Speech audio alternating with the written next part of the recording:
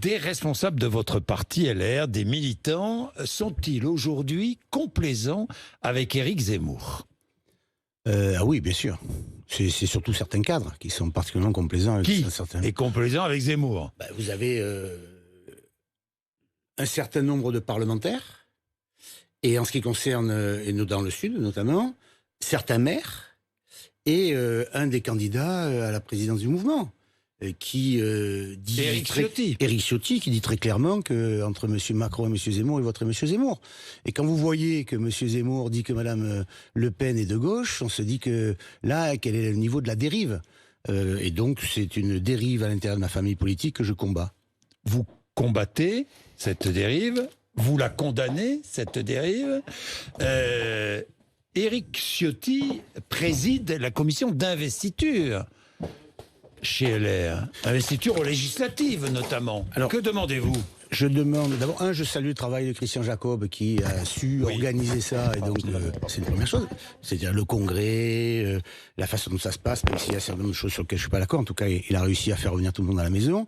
Deuxièmement, dans nos statuts, c'est l'article 38, il y a le fait que tous les candidats, dans le cadre de la campagne présidentielle, ne peuvent pas avoir des instances nationales. Or, Monsieur Zemmour, vous voyez le lapsus, Monsieur Ciotti, pilote et président de la commission nationale d'investiture. Conformément à l'article 38, il n'a pas à l'être.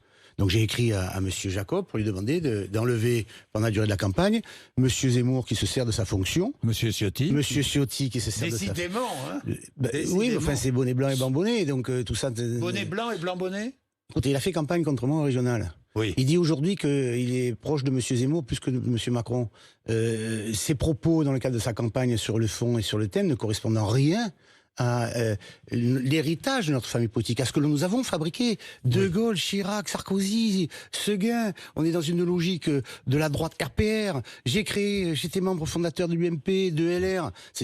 Il y a toujours une barrière avec l'extrême droite. Il n'y a pas des clins d'œil, des caresses et des mamours. Ça n'existe pas, ça, chez nous. Mais il n'y a pas de parole forte pour le dire dans votre parti.